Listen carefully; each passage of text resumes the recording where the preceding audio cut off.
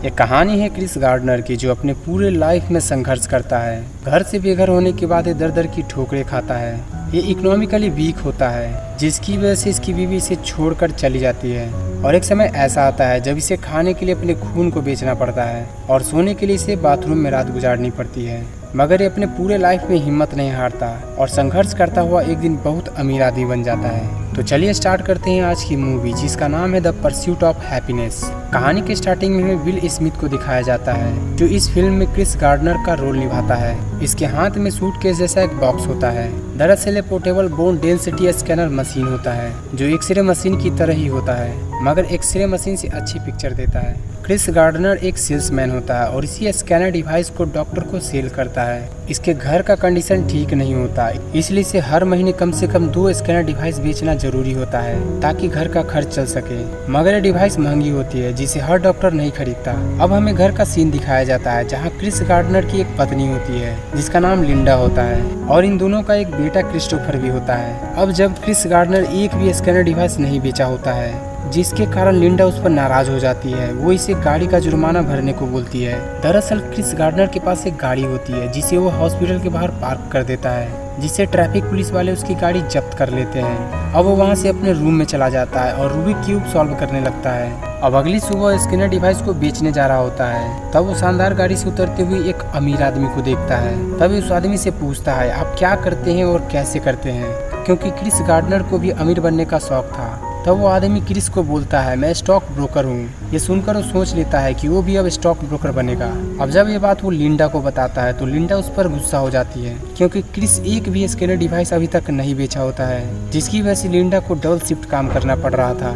मगर Chris gardener stock broker बनने का ठान लेता है और अगली सुबह वो स्टॉक ऑफिस जाकर वहाँ से एक एप्लीकेशन फॉर्म ले लेता है और उसे भरकर ऑफिस के हेड, जिनका नाम जे ट्विस्टर होता है, उनको दे देता है। अब 1 महीने के बाद क्रिस गार्डनर की मुलाकात जे ट्यूसल से होती है, मगर जे ट्यूसल बहुत बिजी होते हैं और वो टैक्सी से नॉर्वेली जा रहे होते हैं। मगर बात करने के बहाने क्रिस गार्डनर उसे झूठ बोलता है कि वो भी नॉर्वेली की तरफ जा रहा है, और फाइनली दोनों टैक्सी में बैठकर नॉर्वेली की तरफ निकल पड़ते हैं। रास्ते में क्रिस अपने बारे में जे ट्यूसल को बहुत सारी बातें बताता है। यही से इम्प्रेस करना चाहता है ताकि जे ट्यूसल उसको स्टॉक ब्रोकर में जॉब दिलवा दे। लेकिन जे ट्यूसल क्रिस की बातों को इग्नोर करता है और एक रूबिक क्यूब को सॉल्व कर रहा होता है, मगर ये इसे सॉल्व नहीं कर पाता। ये सब देख वो जे ट्यूसल से रूबिक क्यूब मांगता है और नॉर्वेली पहुंचने से पहले इसे सॉल्व कर देता है। अब नॉर्वेली पहुंचने के बाद जे ट्यूसल बिना भाड़ा दिए अपने घर चला जाता है, जिसके बाद ड्राइवर भाड़ा क्रिस गार्डनर से मांगता है, मगर इसके पास पैसे नहीं होते, इसलिए गाड़ी से उतरकर भागने लगता है। भागते भागते एक ट्रेन में चढ़ जाता है, लेकिन ट्रेन में चढ़ते वक्त इसका स्कैनर डिवाइस गिर जाता है। अब ये ट्रेन से उतरकर अपने घर जाता है, जहाँ इसे जे ट्यूसल का कॉल आता है और इसको इंटर्नशिप के इंटरव्यू के लिए ऑफिस बुलाता है। अब कहानी में अगली सुबह हमें दिखाया जाता है कि क्रिस अपने घर में पेंट कर रहा होता है और तभी कुछ पुलिस उसके घर आता है और उसे इसी हालत में पुलिस स्टेशन ले जाता है। दरअसल इसने अभी तक गाड़ी का जुर्माना नहीं भरा होता है,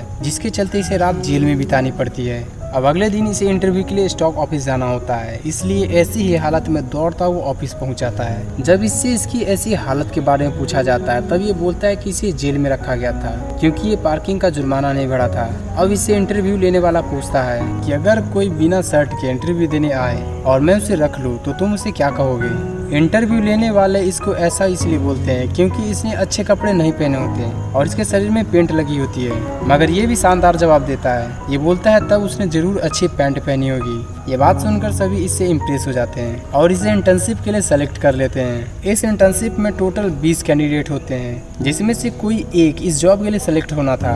अब ये वहाँ से अपने घर आ जाता है और यहाँ आकर उसे पता चलता है कि लिंडा उसे छोड़कर न्यूयॉर्क जा रही है। दरअसल इनके घर का कंडीशन और भी खराब हो जाता है, जिसके चलते लिंडा जॉब करने न्यूयॉर्क जा रही होती है, मगर वो अपने बेटे को लिंडा के साथ नहीं जाने देता और अपने साथ ही उसे भी रख लेता है। अब अगले दिन वो ऑफिस जाता है, जहाँ उसका इंटर्नशिप का आज पहला दिन होता है। उसे एक बुक दिया जाता है जिसे पढ़कर उसे टेस्ट देना होता है और जिसके लिए उसे सिर्फ 6 महीने का समय दिया जाता है, और साथ ही उसे कुछ कस्टमर के नंबर भी दिए जाते हैं, जिसे कैसे भी मनाकर उन सभी कस्टमर से 8000 का कमीशन पूरा करना होता है। अब क्रिस गार्डनर खूब मेहनत करता है, मगर एक भी कस्टमर को नहीं मना पाता। तब हार कर वो अपने लिस्ट के सबसे अमीर आदमी, जिसका नाम वाल्टर रिबन होता है, उसे वो कॉल लगाता है और अपने प्रोडक्ट्स के बारे में बताता है। वाल्टर रिबन पेंशन फंड का CEO होता है वो क्रिस को 20 मिनट के अंदर अपने ऑफिस बुलाता है। तब क्रिस गार्डनर दौड़ता हुआ उसके ऑफिस जाता है, मगर वाल्टर रिबन वहाँ नहीं होता, वो घर जा चुका होता है। तब वो उदास होकर घर चला जाता है। अब क्रिस गार्डनर सुबह में क्रिस्टोफर के साथ वाल्टर रिबन के घर जाता है। वाल्टर रिबन रग्बी देखने जा रहा था, वो क्रिस को भी साथ चलने को बोलता है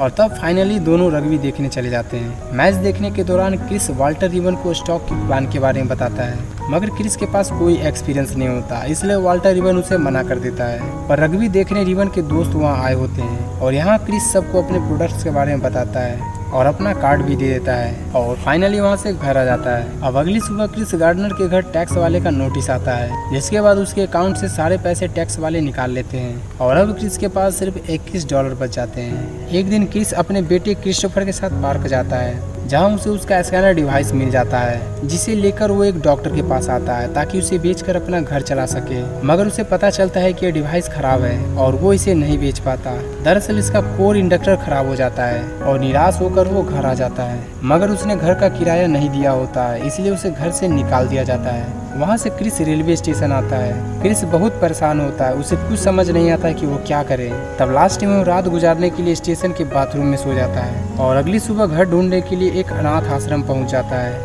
मगर यहाँ एक लेडी होती है जो उसे चर्च जाने को बोलती है, क्योंकि ये अनाथ आश्रम सिर्फ बच्चे और औरतों के लिए होता है। अब क्रिस रात में रहने के लिए चर्च की तरफ दौड़ता है और उसे एक कमरा मिल जाता है, मगर ये कमरा सिर्फ एक रात के लिए होता है। अगले दिन रहने के लिए उसे फिर से लाइन में लगना पड़ेगा। अब क्रिस पूरी मेहनत के साथ $8000 का कमीशन पूरा करने में लग जाता है और अपना काम जल्दी पूरा करके चर्च की तरफ दौड़ता है ताकि उसे फिर आज रहने के लिए रूम मिल जाए और फाइनली उसे आज फिर से एक रूम मिल जाता है। अब रात में जब चर्च में प्रे हो रही होती है, तब क्रिस गार्डनर क्रिस्टोफर को गले से लगाकर रोने लगता है। कहीं न कहीं वो अपने इस हालत से दुखी हो। अगली सुबह क्रिस के इंटर्नशिप का टेस्ट होता है। इस टेस्ट में जिसके ज्यादा नंबर होंगे उसे ही जॉब मिलेगी। टेस्ट देकर जब क्रिस बाहर निकलता है, तब उसे वहाँ मिस्टर फ्रॉन मिलते हैं, जो क्रिस से $5 मांगते हैं। फ्रॉन ने पैसे भाड़े के लिए लेता है और उसे वापस करने का वादा करके वहाँ से चला जाता है। अब क्रिस एक बार फिर चर्च की तरफ दौड़ता है, मगर इस बार किस्मत उसका साथ नहीं देती है और उसे कोई रूम नहीं मिलता। अंत में उसे रात ट्रेन में गुजारनी पड़ती है। सुबह होते ही क्रिस डॉक्टर के पास जाता है और अपना खून बेच देता है ताकि इससे कुछ पैसे मिल जाए। उसे उसके खून के बदले कुछ पैसे मिल जाते हैं, जिससे वो $8 का कोर इंडक्टर खरीदता है और रात भर जगकर उस खराब स्कैनर डिवाइस को ठीक कर देता है। हालांकि डिवाइस अब ठीक हो जाती है, जिसे वो एक डॉक्टर को $250 में बेच देता है। अब क्रिस गार्डनर की लाइफ में खुशियाँ एक बार फिर आ जाती है और इस रात वो एक होटल में गुजारता है। अब अगली सुबह क्रिस गार्डनर ऑफिस जाता है, जहाँ उसे मिस्टर फ्रॉन अपने केबिन में बुलाते हैं और उसे एक एज ब्रोकर का जॉब ऑफर करते हैं। इस समय क्रिस गार्डनर की आंखों में खुशी के आंसू होते हैं और इतनी तकलीफ उठाने के बाद क्रिस के लाइफ में खुशियाँ आ जाती है। इसके बाद मिस्टर फ्रॉन उसे उसका $5 दे देते हैं और आगे चलकर क्रिस गार्डनर अपनी मल्टी-मिलियन ब्रोकरेज फर्म खोलता है और वो बहुत अमीर आदमी बन जाता है। इसके साथ ये फिल्म यही एंड हो जाती है। तो thank you guys watching for movie.